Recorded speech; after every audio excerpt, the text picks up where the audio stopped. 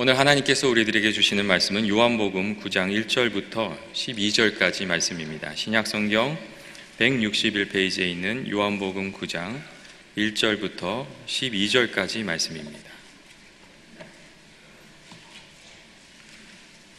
다 찾으셨으면 1절부터 12절까지 말씀을 같이 봉독하도록 하겠습니다. 예수께서 길을 가실 때에 날 때부터 맹인된 사람을 보신지라. 제자들이 물어 이르되 라삐여, 이 사람이 맹인으로 난 것이 누구의 죄로 인함이니까? 자기이니까 그의 부모이니까? 예수께서 대답하시되 이 사람이나 그 부모의 죄로 인한 것이 아니라 그에게서 하나님이 하시는 일을 나타내고자 하심이라. 때가 아직 나심에 나를 보내신 이의 일을 우리가 하여야 하리라. 밤이 오리니 그때는 아무도 일할 수 없느니라. 내가 세상에 있는 동안에는 세상의 빛이로라. 이 말씀을 하시고 땅에 침을 뱉어 진흙을 이겨 그의 눈에 바르시고 이르시되 실로암 못에 가서 씻으라 하시니, 실로암은 번역하면 보냄을 받았다는 뜻이라. 이에 가서 씻고 밝은 눈으로 왔더라. 이웃 사람들과 전에 그가 거린인 것을 보았던 사람들이 이르되 이는 앉아서 구걸하던 자가 아니냐? 어떤 사람은 그 사람이라 하며 어떤 사람은 아니라 그와 비슷하다 하거늘 자기 말은 내가 그라 하니, 그들이 묻되 그러면 내 눈이 어떻게 떠졌느냐? 대답하되 예수라 하는 그 사람이 진흙을 이겨 내 눈에 바르고 나더러 실로암에 가서 씻으라 하기에 가서 씻었더니 보게 되었노라. 그들이 이르되 그가 어디 있느냐? 이르되 알지 못하노라 하니라. 정의수 목사님께서 고통을 어떻게 이해할 것인가라는 제목으로 말씀을 전해주실 때 하나님의 음성이 들려지는 귀한 은혜가 있으시길 주님의 이름으로 축원드립니다. 할렐루야.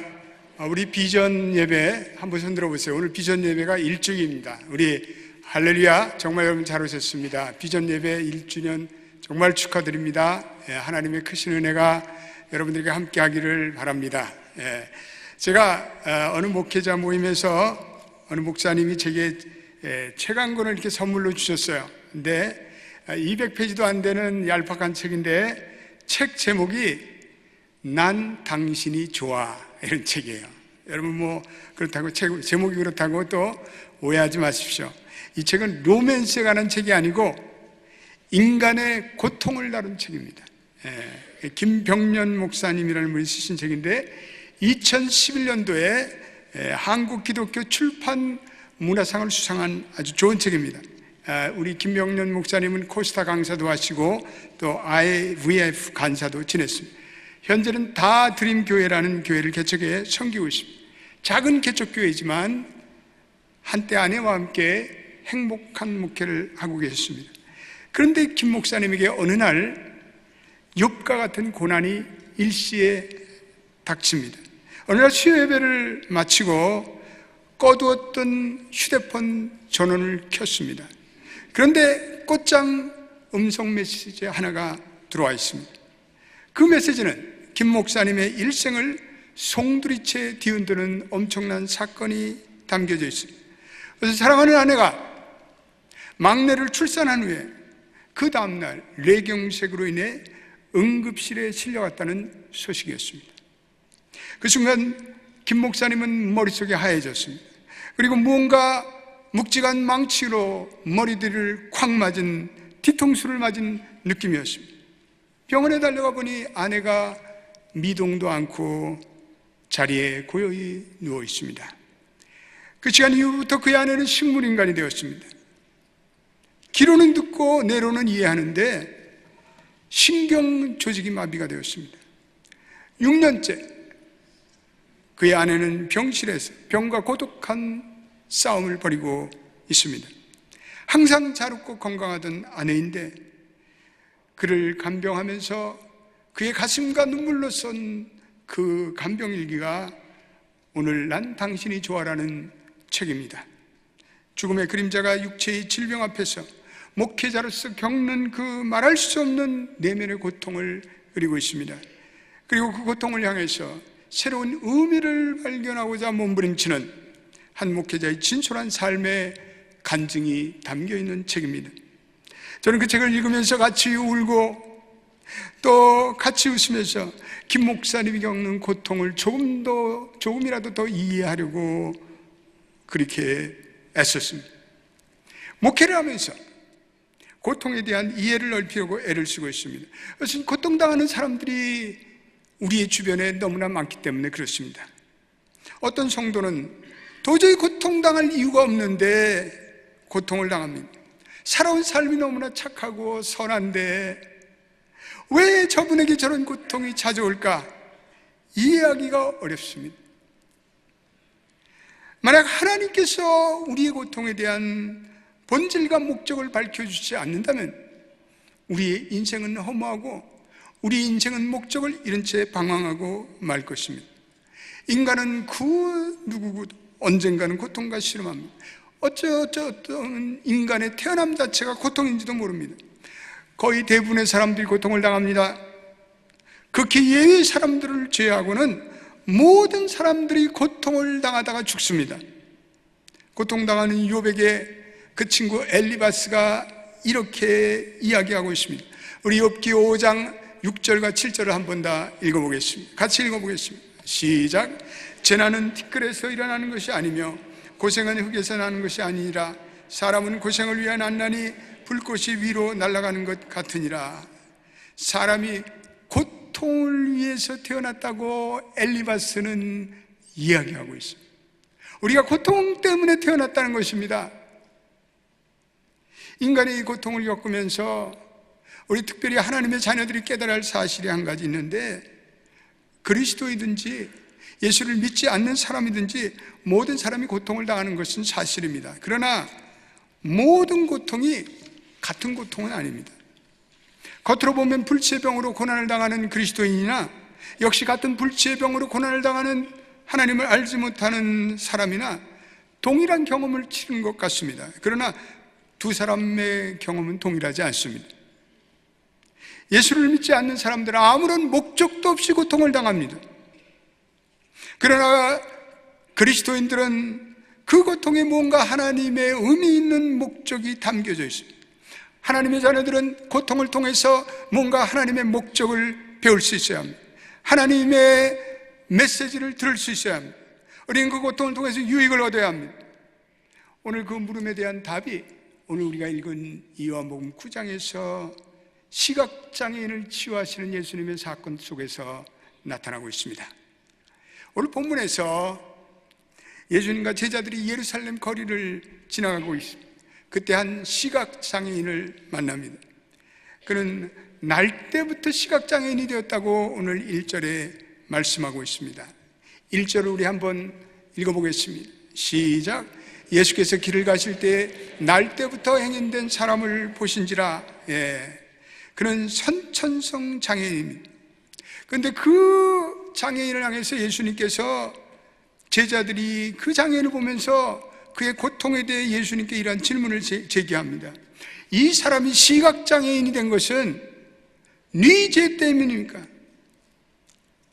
제자들은 당시의 고통에 대한 어떤 율법주의적인 해석관이 그의 머릿속에 꽉 자리 잡혀 있었습니다. 그것은 모든 질병이 죄에 대한 하나님의 심판의 증거라고 받아들이는 그런 해석입니다. 그들은 누군가 죄를 범했기 때문에 질병에 걸리는 것이라고 믿고 있었습니다. 다만 그가 누구냐? 이것이 문제입니다. 제자들의 이러한 편협한 견해는 종종 우리들에게 직면하고 있는 고통에 대한 해답에 혼동과 좌절을 줍니다. 왜 이런 일이 일어나는가? 왜 내 아들은 가출했는가? 왜 아버님은 그 파킨슨병에 걸려야 했는가? 집에 불이 난 이유가 뭘까? 나는 왜 사업에 실패하는가?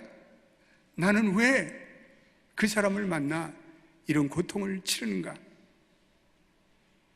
허리케인과 토네도로 집을 잃은 슬픔을 잃은 사람에게 왜 우리에게 이런 고통이 찾아오는가? 우리는 매 순간 우리의 삶에 벌어지는 고통의 다양한 유형에 대해서 우리는 끊임없는 질문을 던지게 됩니다. 이런 질문을 열거하자면 끝이 없습니다. 우리가 잘 던지는 질문은 고통과 관련된 질문들이 많습니다.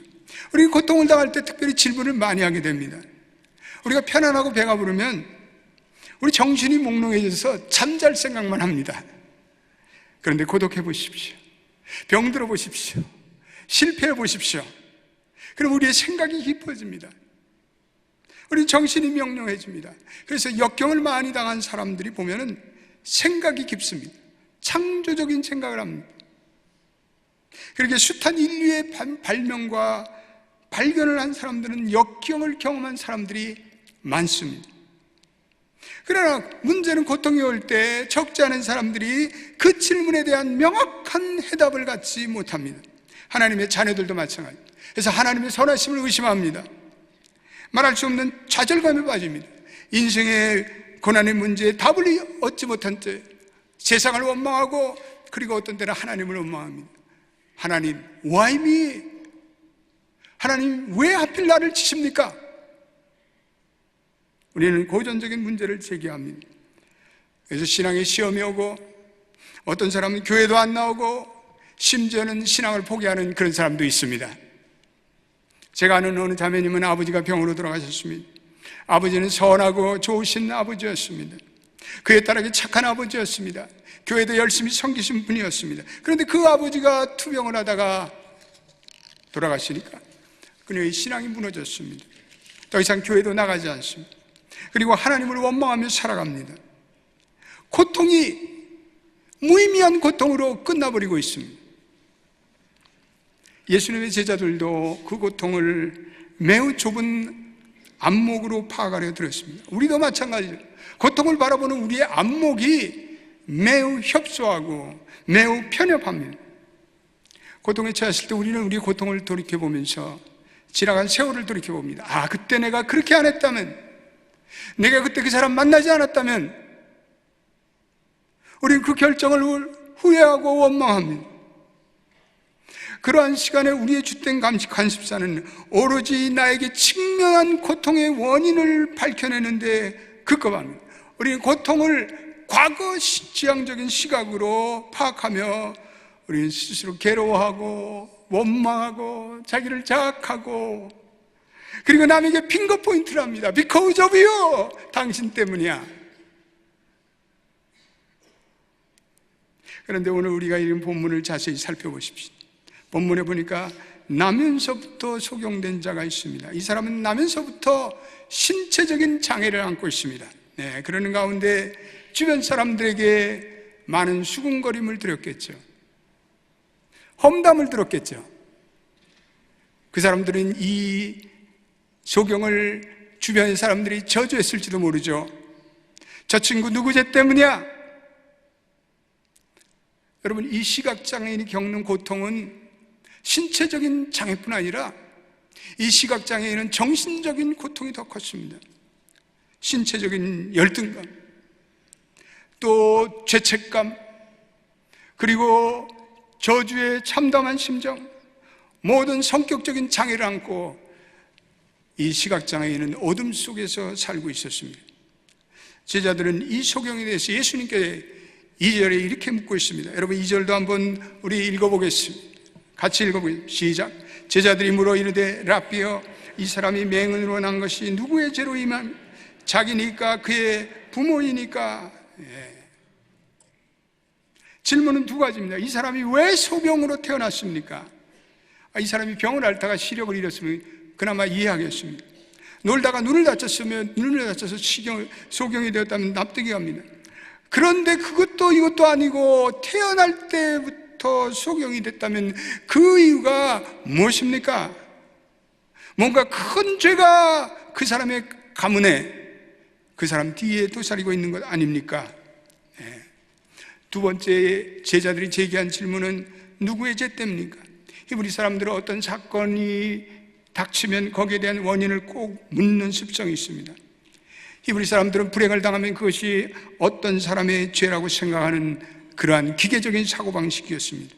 제자들은 예수님께 묻습니다. 이 사람이 나면서부터 소경된 것은 부모의 죄입니까? 아니면 본인의 죄 때문입니까? 예수님의 제자들뿐 아니라 우리들도 그렇게 생각하는 경향이 많습니다. 어떤 일을 하다가 일이 잘 풀려나지 않으면 우리는 아유, 내가 무슨 죄를 진 거 아니야? 하나님이 나를 치신 거 아니야? 전생에 무슨 내가 죄가 뭐 그렇게 많았나? 어떤 분들은 요즘같이 외모지상주의에서 신체적인 열등감으로 괴로워하는 사람들이 있습니다. 신체적인 자기의 외모에 대해 장애의 요인을 안고서 성격적인 결함으로 인해 계속되는 실패로 인해 나는 왜 이 모양이야? 왜 내 꼬라지는 이 꼬라지지? 나는 왜 하는 일마다 이렇게 안 돼? 실패야. 무엇이 잘못된 거야? 내 성격이야? 내 죄 때문이야? 부모 때문이야? 많은 현대인들이 이런 신체적인 장애뿐 아니라 내면의 정신적인 장애를 안고 살아가는 사람이 너무나도 많습니다. 실제로 그런 이유도 있죠. 아이에게 불행이 닥치고 불치의 병이 일어나는 경우에 부모의 죄 때문에 오는 경우도 있습니다. 어떤 경우에는 자신의 죄 때문일 수도 있습니다. 예를 들어서 성적으로 타락하고 그리고 방탕생활을 하다가 병을 얻어서 시력이 상실하고 눈이 멀었다면 그것은 자기의 죄 때문일 수도 있습니다. 어떤 때에는 부모가 임신 중인데 엄마가 임신을 해서 술을 먹거나 담배를 많이 피우거나 마약을 하면 그 태아가 온전하게 태어나겠습니까? 그렇게 해서 그가 시각장애인이 됐다면 그것은 부모의 죄 때문일 수도 있습니다. 제자들은 예수님께 그래서 그런 연유로 물었던 것입니다. 그런데 제자들의 물음에 예수님은 전혀 다른 답변을 하고 있습니다. 오늘 우리가 3절을 한번 다 읽어보겠습니다. 뭐라고 말씀하고 있습니다? 같이 읽어보겠습니다. 시작. 예수께서 대답하시되 이 사람이나 그 부모의 죄로 인한 것이 아니라 그에게서 하나님이 하시는 일을 나타내고자 하심이라. 이 사람이 나면서부터 속용된 것은 부모의 죄도 아니고 자기의 죄도 아니고 그것은 하나님이 하시고자 하는 무신 일이 있어서 속용이 된 것이다. 그렇게 말씀하셨습니다. 예수님의 대답에는 적어도 이 사건 속에서는 하나님이 하시는 어떤 분명한 목적이 있다, 분명한 섭리가 있다. 예수님의 답변이 경이롭습니다. 예수님의 답변은 이런 내면의 답변이 담겨져 있습니다.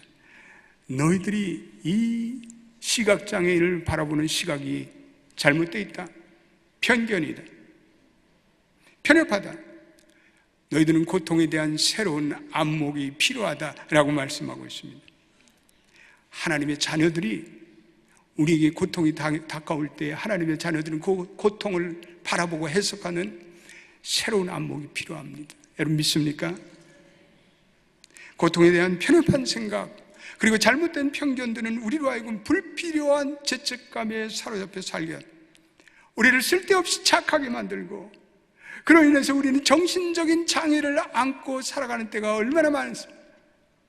우리의 시간을 허비하고 우리의 인생을 허비하고 왜 그 문제가 일어났느냐? 그것에 꼴똘히 생각하면서 우리는 시간과 우리의 삶을 낭비합니다. 오늘 예수님께서 하나님의 하시는 일을 나타내고자 함이라, 이 말은 in order that이라는 영어 용법으로 되어 있습니다. 이것은 의도나 목적이 담겨 있다 이런 말입니다. 그 사람의 고통에 어떤 분명한 목적이 있습니다. 제자들은 이 사람의 속용됨을 결과로 파악합니다. 그러나 예수님은 그 속용됨을 하나님의 영광을 위한 거룩한 목적으로 파악합니다. 여러분, 이 두 가지 시각에는 결정적인 차이점이 있습니다. 이 사람이 속용된 것은 그 부모나 그 사람의 죄가 아니라는 것입니다. 그것은 하나님의 의도한 목적이 있다는 것입니다. 당시 그런 말을 한다는 것은 쉬운 말이 아닙니다. 대단히 어려운 말입니다. 또 그 사실을 받아들이기도 어렵습니다. 과연 고통이 하나님께로 온다고 볼 수 있을까요? 만일 예수님께서 이 사람이 속용된 것은 자기의 죄로 말미암은 것이며 그래도 하나님은 이 사람을 쓸 것이다 이렇게 말했다면 그래도 이해하기가 좋을 텐데 예수님의 답변은 그런 것들을 뛰어넘는 완전히 다른 답변을 하고 계십니다. 왜냐하면 이 사람이 속용된 것은 그 사람의 직접적인 원인이 있는 것이 아니라 하나님의 하시는 목적을 너희가 보게 될 것이다. 당당하게 밝히고 있어요. 놀라운 은혜입니다. 요한복음 9장 3절의 진술은 우리에게 새로운 시각을 제공해 줍니다. 하나님은 종종 우리에게 고통을 의도적으로 허락하신다는 것입니다. 성경은 본문 말고도 또 다른 고통에 대해서 언급하고 있습니다. 고린도후서 12장 7절에 보면 사도 바울에게 내게 육체에 가시고 사단의 사자를 주셨으니 이는 나를 쳐 너무 자만하지 않게 하려 합니다. 이런 말씀이 있습니다. 자만한다, 문자 그대로 자기를 높인다라는 뜻입니다. 교만하지 않게 하려고 하나님이 가시를 주셨다. 사탄이 바울을 교만하지 않게 고통을 주셨다는 견해는 도저히 받아들일 수가 없습니다. 사탄의 목적은 우리를 교만하게 만드는 거죠. 그러나 고린도후서 12장 7절은 하나님께서 바울이 교만케 하지 않으려고 고통을 주셨다라고 말씀합니다. 목적을 위해, 그 목적을 위해 하나님은 바울에게 고통의 가시를 주셨습니다. 성경은 하나님의 목적을 위한 어떤 거룩한 목적이 존재함을 말씀해 주고 있습니다. 여러분, 오늘 본문이 주는 가장 중요한 교훈은 고통의 원인을 밝히는 것보다는 더 중요한 것은 고통에 대한 우리의 믿음의 반응이 더 중요하다는 것입니다. 따라서 해봅시다. 고통의 원인보다 고통에 대한 나의 반응이 더 중요하다. 여러분, 그렇습니다. 고통의 원인을 찾으려고 몸부림치는 것보다는 그 고통을 믿음으로 반응하는 여러분 되시기를 축복합니다. 그 고통은 원인과 상관없이 하나님께서 우리의 믿음과 헌신을 깊게 만드는 거룩한 도구로 사용하십니다. 하나님은 가장 고통스러운 시간에 가장 놀랍게 역사하십니다. 하나님은 그 고통의 원인과 상관없이 그 고통을 하나님의 영광의 도구로 사용하십니다. 그러므로 고통에 대한 우리의 믿음의 반응이 그것을 하나님의 영광의 도구로 사용하실 수 있는 여부를 묻는 관건이 됩니다. 오늘 우리는 예수님에 대한 고통의 시각을 통해서 고통의 이해를 넓히는 한 가지 믿음의 원리를 여기서 우리는 도출할 수 있습니다. 고통이 우리를 파괴할 수가 있습니다. 고통이 우리를 무너뜨릴 수가 있습니다. 그러나 우리가 고통에 바르게 응답하지 않으면, 반응하지 않으면 그 고통은 우리를 더욱더 혼란으로 몰아갈 것입니다. 고통으로 인해 시험에 올무에 빠질 것입니다. 고통으로 통해 자학감이나 열등감에 사로잡혀 우리는 우리의 인생을 허비할 것입니다. 그러므로 하나님의 자녀들은 고통의 이유를 알고자 집착하는 것은 지혜롭지 못합니다. 그것은 하나님의 뜻이 아닙니다. 우리가 물어야 할 진정한 질문은 내가 이 고통을 통해서 어떻게 믿음으로 반응할 것인가? 여기에 있습니다. 할렐루야. 사랑하는 교회 여러분, 고통의 이유를 묻고 응답하는데 너무 여러분들의 시간과 노력을 낭비하지 마십시오. 오히려 하나님께서 우리에게 주시는 이 고통을 통하여 하나님의 영광을 도르는 거룩의 여정으로 나가시기를 예수의 이름으로 축원드립니다. 오히려 이유를 알려고 할 때 그것이 우리를 괴롭게 합니다. 힘들게 합니다. 그러나 그 사건이 하나님의 주권적인 뜻이라고 우리가 볼 때 우리가 고통에 대한 믿음의 바른 반응을 하는 것이 더 중요하다는 말씀입니다. 고통에 대한 바른 반응을 요한 기자는 역경을 하나님이 하시는 일로 해석하고 순종하라. 영어로는 하나님이 하시는 일, works of God 이렇게 되어 있습니다. 하나님이 하시는 일, 여러분, 하나님이 하시는 일은 언제나 그 뜻이 미래에 있습니다. 하나님이 하시는 일은 그 원인과 목적이 미래에 있습니다. 미래지향적입니다. 그러므로 하나님이 하시는 일은 소망적입니다. 사람은 그렇지 않습니다. 사람은 모든 원인을 과거에 둡니다. 과거지향적입니다. 예를 들어서 내가 병들었습니다. 그러면 사람들이 와서 그 병의 원인을 한결같이 과거에서 찾으려고 합니다. 왜 병들었느냐? 어떤 죄를 짓다가 몹쓸병에 걸렸느냐? 제가 예전에 부교육자 시절에 우리 나이 많은 전도사님이 있었는데 그 전도사님은 병원에만 가면 우리 환자들 향해서 죄값이야, 회개해! 그런단 말이에요. 과연 모든 사람이 죄값입니까? 이것은 고통당하는 사람들에게 절망을 안겨다 줄 뿐입니다. 제자들은 그 병든 원인을 과거에 두고 있습니다. 예수님의 시각은 그러나 미래지향적입니다. 이 사람이 소경된 것은 부모의 죄 때문이 아니고 자신의 죄 때문이고 여기에 하나님의 하시는 뜻이 나타나 담겨져 있다. 이 사람이 소경된 것은 미래에 하나님의 경륜의 역사가 있다. 이 소경이 40년을 살면서 마음에 많은 한을 품었을 것입니다. 나는 왜 나면서부터 소경이 되었을까? 왜 부모는 나를 이렇게 만들었을까? 나는 얼마나 불행한 사람일까? 이 사람은 40년 동안 그러한 자책감과 열등감과 그리고 죄인된 병든 장애의식으로 살아왔어요. 그가 얼마나 불행한 세월을 살았습니까? 그런데 오늘 예수님을 만나서 문제를 알고 보니까 그 자신을 위해 하나님이 준비된 어떤 영광의 목적이 있다는 것을 알게 됩니다. 그는 예수님으로 인해 그 어두움의 신체적인 장애, 정신적인 장애에서 벗어납니다. 그는 5절의 말씀을 비로소 깨닫습니다.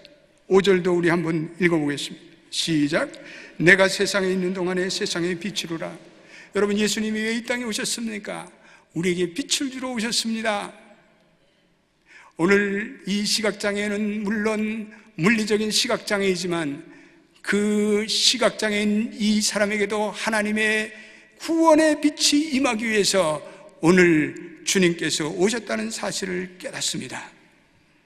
그는 예수님이 누구인지를 깨닫게 됩니다. 요한복음 9장 38절에도 이런 말씀이 나옵니다. 우리 가장 읽어보겠습니다.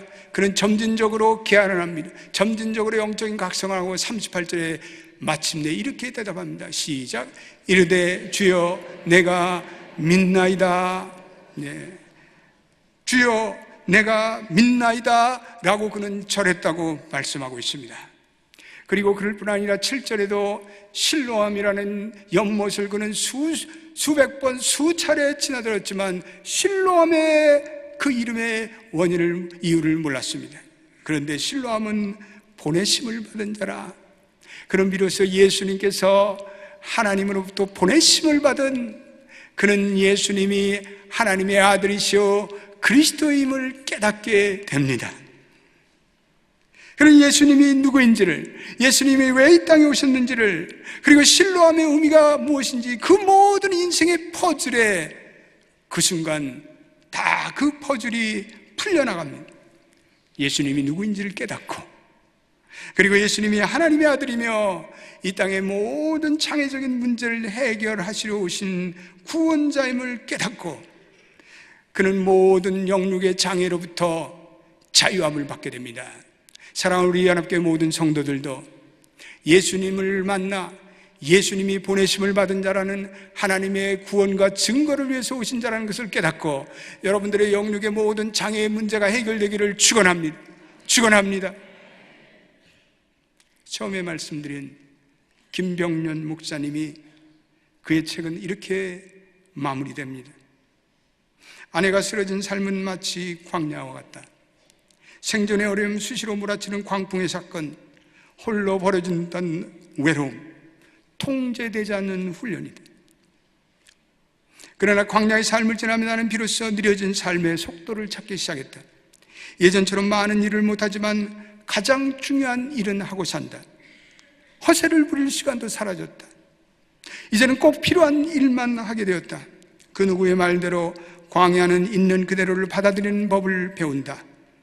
이제는 삶의 주도권을 완전히 상실하고 주어진 상황과 순서에 따라서 살아가도 하나님의 은혜가 흘러나온다.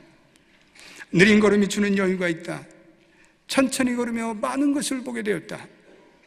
고통당한 들의 아픔에 심정적 공감을 하게 되었다. 애쓰지 않아도 위로를 얻게 되었다. 광야란 극복할 것이 아니다. 그저 꿋꿋이 지나가는 것이다. 포기하지 않고 견디는 법을 배우는 것이다.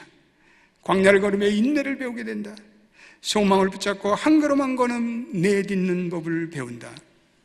끝까지 포기하지 않는 믿음을 배우게 된다. 그렇습니다.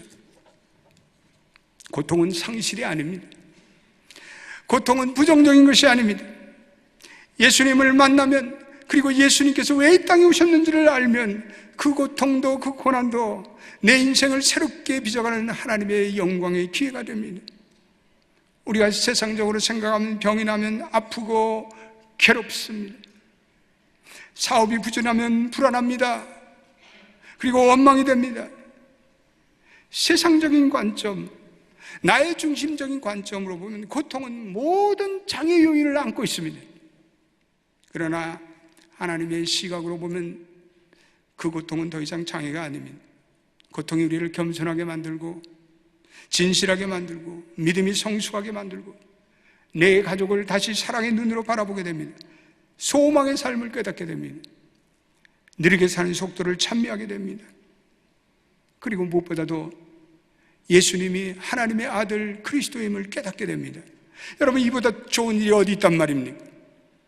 나의 중심으로 보니까 성공이다, 실패다, 슬픔이다 우리는 자학하지만, 편협하게 해석하지만, 그러나 하나님의 시각으로 보면 그 고통이 예수를 만나고 예수님이 하나님의 보내심을 받은 자임을 증거하는 복음의 증인, 그리고 선교의 증인 되게 하십니다. 시각장애인, 그는 고통을 통해서 하나님이 하시고자 하는 일을 나타내는 거룩한 하나님의 사람이 됩니다. 그 장애인은 이제는 수많은 사람들에게 복음을 증언하는 증인자가 됩니다. 우리 사랑하는 모든 연합교회 성도들의 고통을 통해서 새로운 고통의 미학을 찬양할 수 있는 새로운 하나님의 사람으로 거듭나기를 예수의 이름으로 축원드립니다. 기도하겠습니다. 하나님, 우리 인생의 고통, 때로는 처절하고 때로는 절망에 빠지고 때로는 우리를 혼돈케 합니다. 때로는 우리를 자학케 하고 우리로 하여금 정신적인 장애에 빠뜨립니다. 그러나 하나님, 고통에는 거룩한 목적이 있습니다. 우리로 하여금 모든 과거 지향적인 편견을 버리고 과거 지향적인 편협함을 버리고 거기에 나타나는 하나님의 미래 전형적인 구원의 시각이 밝아오게 되기를 원합니다. 우리의 눈이 밝아지고 그래서 깨닫지 못한 예수가 그리스도이며 하나님의 보내심을 받은 자며 그리고 그를 위해 복음의 증인, 선교의 증인으로 살아가는 우리 연합교회 모든 성도들이 되게 하여 주옵소서. 예수님의 이름으로 기도드립니다. 아멘.